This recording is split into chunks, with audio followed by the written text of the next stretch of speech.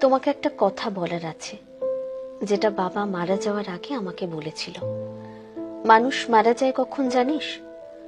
যখন এই পৃথিবীর কাছে তার প্রয়োজন ফুরিয়ে যায়, অথবা তার কাছে পৃথিবীর।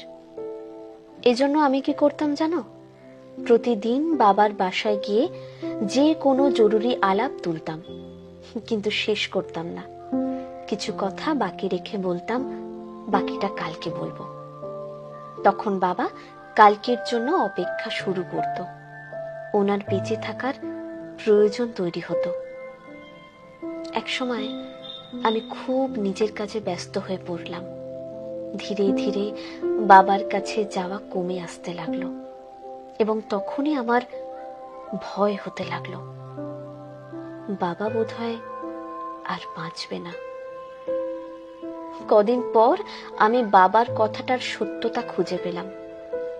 মানুষ মারা যায় তখনই যখন প্রিয়জনের সাথে তার যোগাযোগহীনতা তৈরি হয়।